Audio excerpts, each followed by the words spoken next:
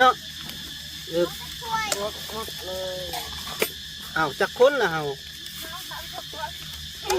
พี่ถวยน้อยแล้วพูดจบถ้าได้ถวยน้อยแล้ว อย่าได้ตัวน้อยบ่วางสถานที่เลยบนเหมาะสม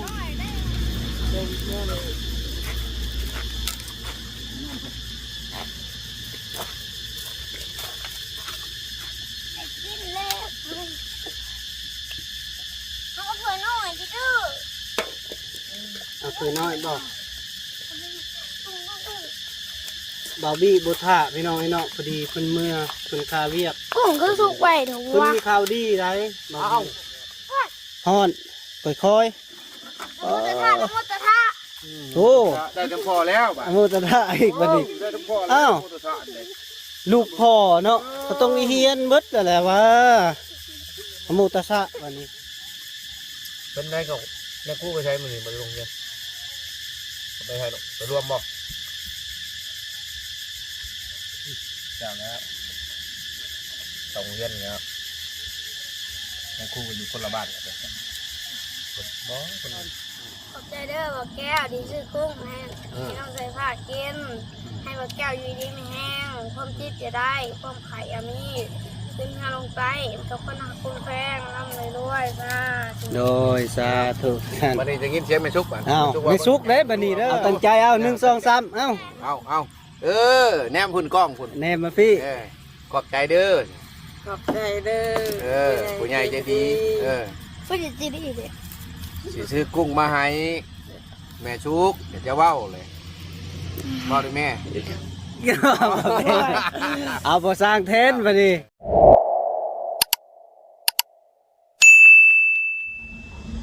ขาบซับไทยสบายดีและสวัสดีเด้อพ่อแม่พี่น้องสวัสดีช่วงบรรยากาศค่อยคำลงแรงพี่น้องเนาะพอดีเบาแก้วกับมาครั้งนี้กับพอดีเบาแก้วกับซื้อกุ้งโลนึงเนาะพี่น้องเนาะซื้อมาให้แม่สุกกินเนาะพี่น้องเนาะพอดีเบาแก้วทำตอนนั้นแล้วก็เบา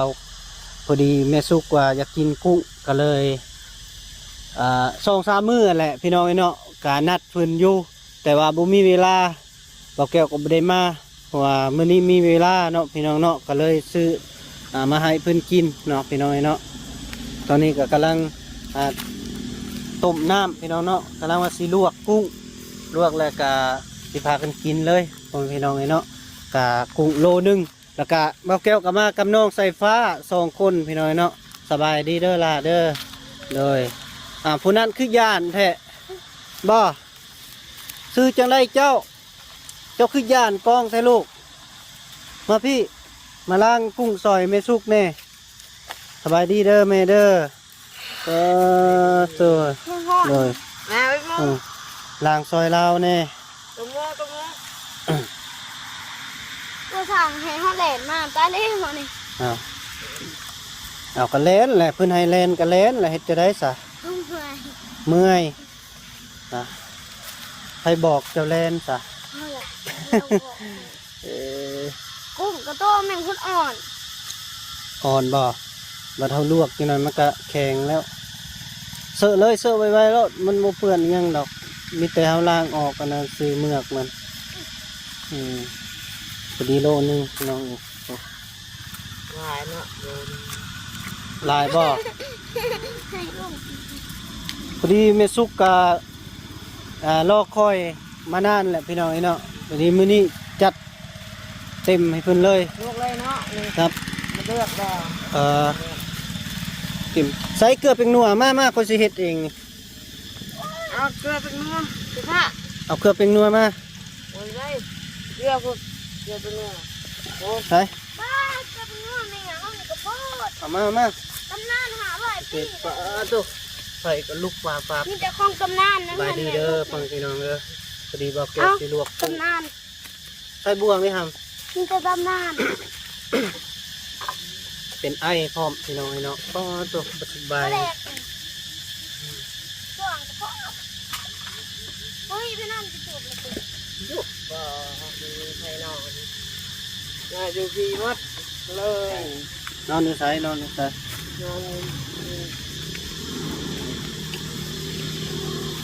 คือบ่นอนเนาะ ก่อนสิลวกกุ้งพี่น้องเนาะต้องได้ใส่เกลือแป้งนัวก่อนมันจึงมันเวลากินน่ะมันนัวนี่ใส่เกลือลายๆเนาะ แจ้งเนาะ แจ้งมา เนื้อ5ได้1นาที ทางนั้นเจ้าบริการใส่แก้วแต่ละถ้วยใส่เลยเพราะว่าบ่ได้ด้นได้นี่ลวกเบิดเลยเนาะหรืออ้าวจักคนนะเฮา ที่ถ้วยน้อยแล้ว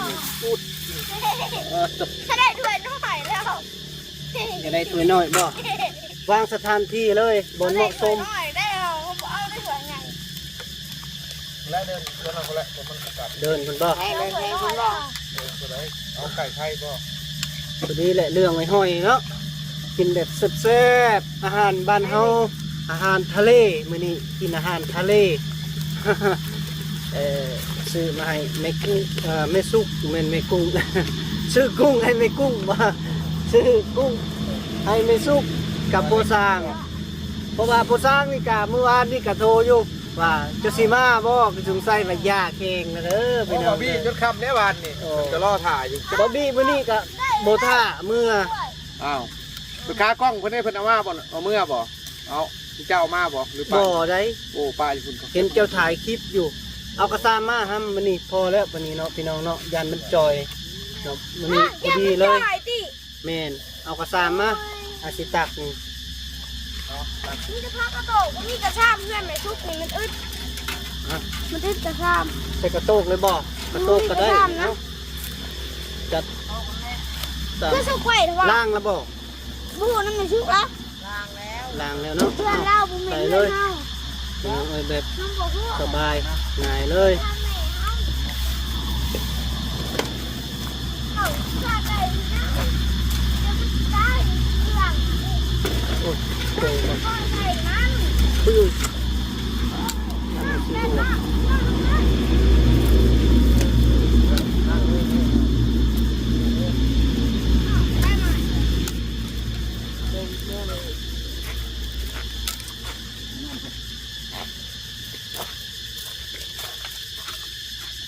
กินเลย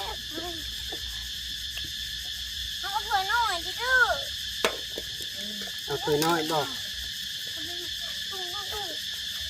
บาร์บี้บ่ท่าพี่น้องไอ้เนาะพอดีเพิ่นเมื่อเพิ่นคาเวียก กุ้งก็สุกไว้ถูก เพิ่น ว่า มีข่าวดีได้บาร์ อ้าว บี้ ข่าวดีเลยเนาะ แม่น สิเรียกหมูกระทะมื้ออื่นน่ะ ทางได้ข่าวดีนี่กว่าเนาะ เต็มดอกเต็มดองอยู่ ใคร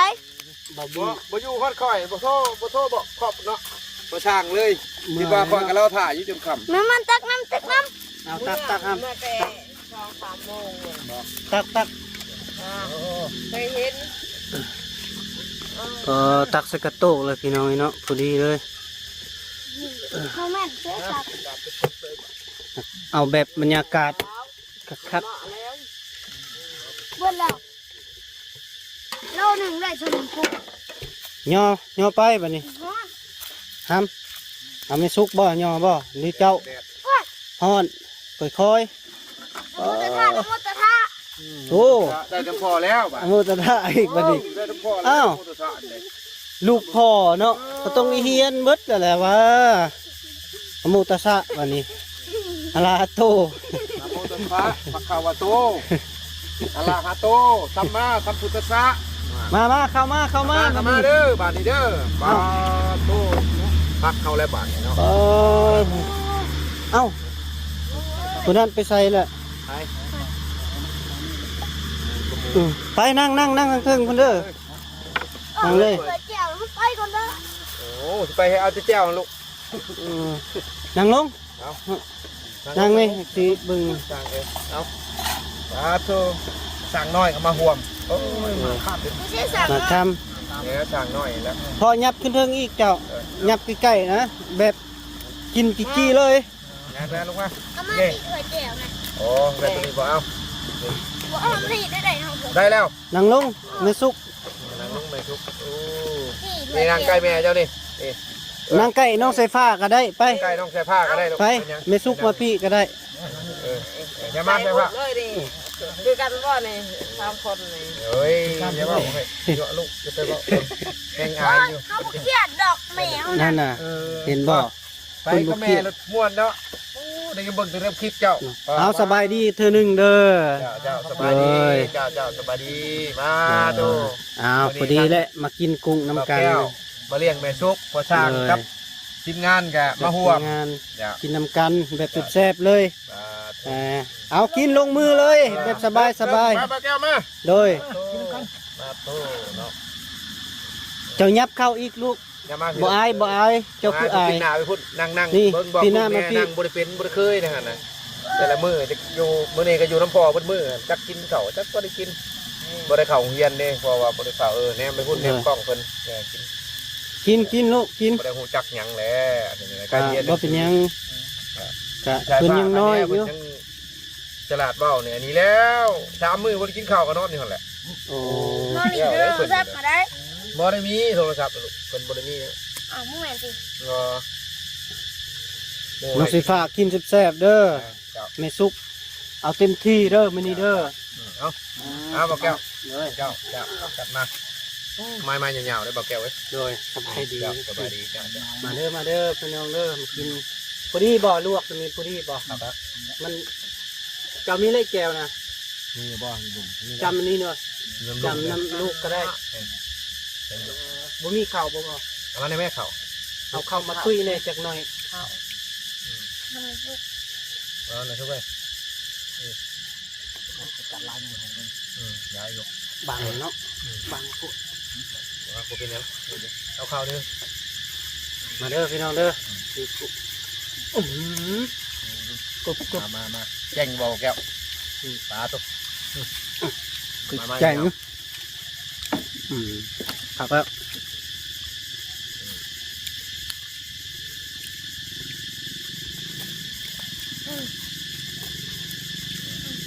ถูกมา เขายันมีทุกหนึ่งจะหามือหรือจะ หมู เราไป คือเจ้าแล้วเขาทางบุกินเลยถึงหามือนะ ใครได้ไปเอาเนี่ยเอาเลยเขา พูดคิด กรอกเลย เอาบ่ปลาตัวมายาวลงแล้วเอาเจ้าหมูเป็นไงกับแม่กู้ไปใช้มือมันลงเนี่ยไปให้หรอกไปรวมบ่เจ้าแล้วสองเย็นเนี่ยครับแม่กู้ก็อยู่คนละบ้านกันคนบ่คนเรียกอยู่ว่าเนี่ยนะคนฟัง จะอย่างอีกเด้ เดี๋ยวมาหลอกก็ไม่ส่ง นี่เนาะ อีหยังสิมาหลอก คือบ้านเจ้าหรอก เยอะ บ้านเจ้านี่จะพูดถึงนี่จ้ะเดินไหน เป็นได้ไม่สุกแต่บอก มาโอ้ดีนะบริยานดีนะ บ้านแม่ขนุนเด้อเจ้าป่าแม่ขนุนเว้ยงานเนาะเห็น ใบมันแก่เลย ตัวมันอ่อนนะ กิน ไปยังแคบกับจิบจุ่มแต่ว่า กินจุ่มกับกุ้งได้แซ่บกว่ามา กุ้งจะมืออะไรครับ ญาติอยู่กุ้งมือนั่นก็กินบ่พอ จนสิตีกันเหมือนน่ะจะทำได้กุ้งเขาหยาดกันอ่ะ บักภาพ ไปสอดให้น้องท่านแบบกุ้งก็มันสบาย บุยักเขาก็อยากกิน ข กุ้ อง กุ้งกำแคนได้อยู่น้องนะ ตอนชื่อมาวันนี้ไปปล่อยลงเลยช่วงกูสอนน้องมันเฮ็ดบาท มันใหญ่ได้ห ไหนนะปลาโตไม่เอาเนาะ มันกุ้งทั้งเป็นเด้อ ำไม่สุกรอคอยมันด้วยนานแล้วมันนี่จัดเต็มคำคอเลยน้องสิฟ้าเป็นเข้าตลาดหรือไปเกิด ลื เอา ม ตลาดมาใช้เกินเลยมึง ลืม ขึ้นเท้าเด้เท้าอย่างมากกะแล่น เห็นว่าเป็นลูกพ่อกันจะไม่ใช่เกิดไม่ได้พ่อก็หลายเทื่อแล้วไม่ได้ใช้เกิด ปะก็คือพาไป แต่ก็พังเบิ้งลูกคอเราทำลูกคอ เอาบ่เขา ได้แล้วบ่โมโตสะบวชบ่นี่ให้กูบ่ายเอ้า เร็ว จนน้อยไปยังโมโตสะพระคาโบโตอะระหะโตสัมมาสัมพุทธัสสะจมตัวนี้ก่อนเรียนมือตัวสองตัวแล้ว จะได้ไปบวชไปบวชบ้าง เมื่อวานนี่พอสร้างมาเขาถ่ายแล้วอยู่ก็ข่าวดีครับคือซีเมนต์เป็นงานโดนก่อนต่อไป พอดีเลยนะ เป็นเล่าถ้าเป็นที่สร้างให้แต่วันราคาประมาณ4 ล้านปลายๆมันเจอบนชิรุตอยู่คนก่อนไปพัวพันเอาแต่ว่าโตหาเจ้าอยู่ยังเจ้าบนไปดู เฮ้ยได้ เลยว่าได้เอาเบอร์โทรเบอร์ยังผูกพระผูกยังแล้วเพิ่นส่งมาให้ประมาณ4 ล้านตัวตายแล้วตายไปลำแสน ที่ไปนะ อยู่ตัวดงเห็นรถบนเขาอัดเอกสารตายที่ตายยังไงล่ะลงมาลงบนตัวดูจังเลยโทรไปโอ้ใหญ่นะ ใหญ่เนาะ 4 ล้านใหญ่เบิ่งหน้าตักมายังมันคนจับส่งขนาดมาให้อยู่มื้อนี้ส่งขนาดมาให้ผู้สร้าง ดีใจแล้วดีใจแล้วเพราะว่า มีแต่แมนเฮากะปรึกษาเลยก็เลยเจ้ามาเลยก็นี่แหละพอจังโทรมื้อวานนี่ก็เลยปรึกษาว่าสิตกลงสิสั่งให้เพราะว่าเพราะพระนี่บ่ได้ปั้นเพิ่นสิล้อมเอาเลยนะ เขาดีอันนี้ติ แมน ดีใจ สิแจ้งเจ้าทืมแต่ว่าเงินคำเฮาบ่พอสำใดก็เฮาก็แจ้งกันนะทั้ง FC ทืมหรือว่าเฮาสิไปแก้ขายยายกวางเฮาบ่หลังจากเฮาได้ราคาสมมุติว่าเงินเจ้าว่าสิทืมจำใดแหละเงินเก่าเฮาจำใดได้ประมาณ3 ล้านบนมันบ่พอเท่าใดหั่นนะ ด้วย เดี๋ยวเฮาจังว่าสิโปรโมทนาแล้วก็เฮานี่แหละไปแพ้แล้วบาดนี้ ด้วย คันว่าพอได้หั่นนะเพิ่นว่า4 ล้านปลายเพิ่นโทรมามือ ได้อยู่ได้อยู่ มีงบมีหยังกับเฮากับพร้อมกันไปตะโพโยนาทั้งครูบาอาจารย์เก่าแก่ในโฮมบ้านเขาแหละแห่ไปเอาหั่นนะเฮากับไปแห่ไปว่าสิไปเอาผักมาลงหมักยางหรือว่าเฮาสิเอามามอบรถก็ว่าอย่ามันบ่คือมันตั้งไปหั่นสมมุติเฮาแพ้ได้ทำได้เลยเฮาก็ไปถอกคานาเพิ่นกับพระเพิ่นเหลือมาเฮาก็มอบเข้าวัดเลยคันมันได้หั่นนะคันมันเหลือหั่นนะมันบ่เหลือก็พากันอุปโมทนาตื้มเดี๋ยวจำเป็นแล้วเฮาก็ทำบุญหั่นนะ ได้เดี๋ยวครับก็ โดย จะตื่นใจแล้ว โดย รสแซ่บเนาะคือจะเป็น เป็นตีราคาเป็นเงินบาทอยู่แต่ว่าเขาก็ได้ให้ไปอะไรเป็นเงินกีบก็ว่ามันสบายเลย ดูดีแหละ เอาน้ำกันเหรอเขาน่ะ ทางแล้ว งั้นเขาเข้า เข้าบ่ เขาแคนเอาสัตว์แคนเอาโมเมนต์แคนเอาสัตว์แคนหน้า มันก็ได้เจ้าเนี่ยบอกแก้วเลยคอยเบิ่งนะแล้วก็ใครแน่มันก็ไก่เกี่ยวไปเกี่ยวมา ด้วยดูดีแหละไปมา เด้อพอนั่งหมูนี่นะมาแต่เบียดบอก เฮ้ยเมื่อจะมากบ้างเลย มาเด้อมาเด้อ มา กินกุ้งได้ กินกุ้งแล้วผมมีเบียกมันฮ้อนแล้วก็ดูช่วยพอสร้างก็ได้มีข่าวดีคือกันพอสร้างนี่ เขาดียัง ใจดอกไผ่ยู่ดินขึ้นเฮือน เอาสิมีเขาดีอยู่ก็เขาสิได้เมียใหม่ อ้าวอภัยไม่ชุกอีกแล้ว โอ้ย มาไหม ตกเรื่องแล้วมันจะพันบ่คืนนี่นะ พันวันภาษาได้เมียใหม่ น่า คน โอ้ย เว้ยสิได้เรือนใหม่พ่อเนาะ มันเป็นคนจริงอ่ะคือก่อสร้างคือสิดีใจแหงเนาะ อยู่ไหวอยู่บ่ลูกเอ้ยเห็นเรือนในแม่ชุกยังบ่แล้วอยู่ อย่าได้ทึกสากเลยนะทึกสากไปซุกระวังนะมีใครไปซอยให้คนน้อม ย่องก็อยู่น้ำมือแล้วข้างในเลย เจ้ามีเมียเปล่า สารพัดแหละ ลูกพ่อลูกแม่ จะมาล้มโลดว่ะสาวเป็นยังคนสิบอกแม่ชุกว่ะโอ้ยใครมาอันยอกพ่อค่ะได้พ่อกับว่าเนี่ยแต่ถ้ากูไรเห็นเบียกบนมือทำมาให้เรื่อง โดย เขาสิให้แม่เขาตรงเขาสิให้แม่เจ้า แน่นะนั่งอยู่โต๊ะไก่มาครบบ้านนี้เลยเห็นได้มาให้มาเจ้าบ่ เขาสิให้แม่ทุกน้ำเจ้าก้นเลยนะ ชื่อ เจ้าไปเหนียวก็ให้เราพาไปไม่ให้เจ้าไปใส่ดอก เห็นปะเอาบ่ชื่อแล้วบ่มานะมาไผ ยัง เนาะ จะเลี้ยงได้รถมันกินก็ทำกินอีกได้เถื่อมันมาครบก็คือมันอ่ะเจ้าก็ถ่ายรูปไว้ จึงได้บุญเลี้ยงไก่ให้มากิน กลัวมาโลดไปนี่ถึงปืนเทียนบอกต่อเห็นเรียบร้อยเลย เจ้ายังคิดMP3ด้วยใส่ไก่เจ้า ตัวเรื่องพอดี มาก็น้องเยอะๆมันก็ดังอยู่MP3เจ้าหันแล้วแหละปล่อยแปลกแล้วมึงนี่เห็นเจ้ามาปล่อยพวกเฮาจะเบาเว้ยมาปล่อยเฮา เขาคงแท้ เอาของแท้บอก แท้แล้ว น่าเงยเนาะ เอากิน มาเจ้ามันหยาดเฮาหล่อเกินไป เออ ว่าเยอะ ลอกเกินไปบ่ เฮาอ่ะมันแม่ก็เลยบอกเฮาเอ้า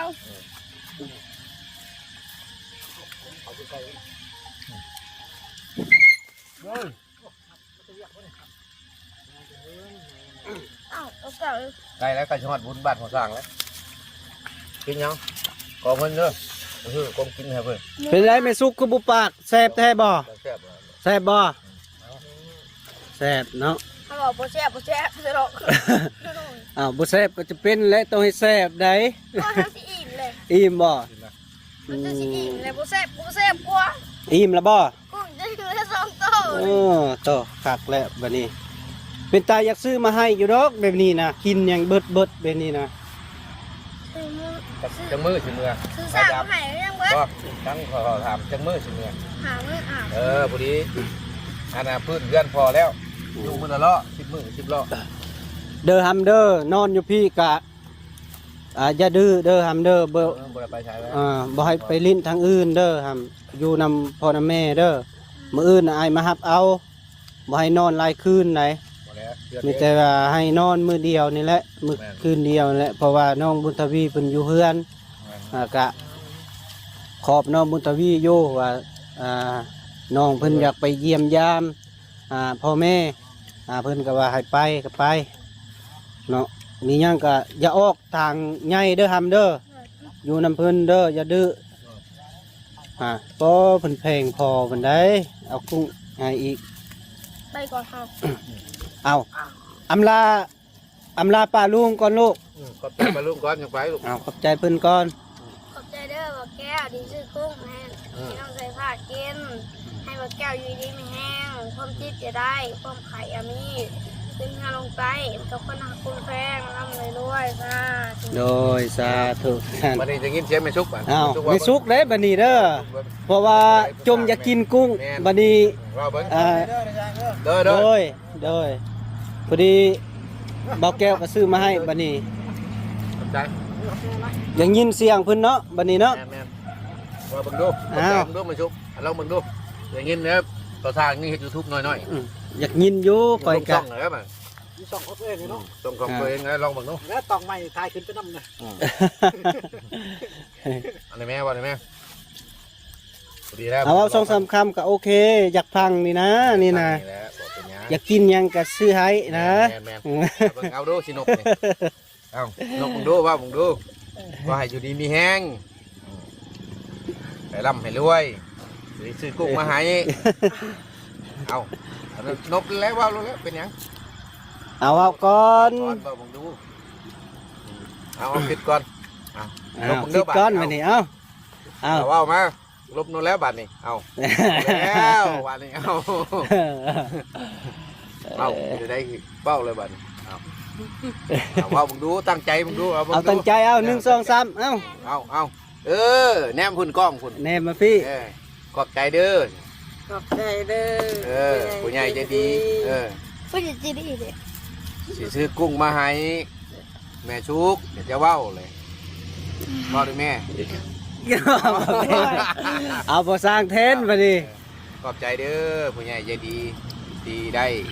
ฝากเงินซื้อกุ้งมาให้ขอให้อยู่ดีมีแห้งขอให้ร่ำให้รวยนอนรับจะได้เงินมื้อให้ได้เงินมื้อนอนตื่นมาขอให้ได้เงินแสนได้นั่งแต่คุ้มเงินคุ้มคำให้ได้สวยบ้านสวยเมือง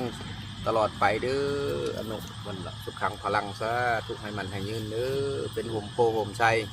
เจ้าสาธุ โดยสาธุเนาะอันนี้ครับแม่นเงินที่พออยู่ต่างประเทศเพิ่นฝากมาให้ตอนนั้นแหละตัวยังเหลือบัดนี้เบิดแล้วบัดนี้ เบิดแล้วซื้ออันนี้ก็พอดีโลกับซื้อแจวแน่แล้วก็พอดีเป็น210,000น้องสายฟ้าเป็นผู้จ่ายแล้วเบาแก้วเป็นผู้จก แบ่งกัน แบ่งกันเพิ่นว่าโดยมีหยังก็สู้ๆเด้อเด้อ ได้เงินบ่ช่างอยู่แล้วนี่ซื้อยังบ่แล้ว นั่งลงลูก นั่งลง เด้อโอ้ท่านั่งกะเอาบัดนี้เบาแก้วกะอำลาก่อนเด้อพี่น้องเด้อทางคลิปนี้กะขออยู่ดีมีแห้งสุขภาพแข็งแรงอย่าเจ็บอย่าจนอย่าขาดอย่าซนส่งมานร่ำรวยพ่อกับแม่กะอย่าให้แล้วเฮือนไว้ๆเด้อพ่อเด้อทั้งแม่เด้อกะน้องสายฟ้ากะอย่าดื้อมีหยังกะอยู่นำเพิ่นเด้ออย่าออกทางนอกทางในขออยู่ดีมีแห้งอายุมันคนยืนตลอดปีตลอดไปโดยบายบายโดย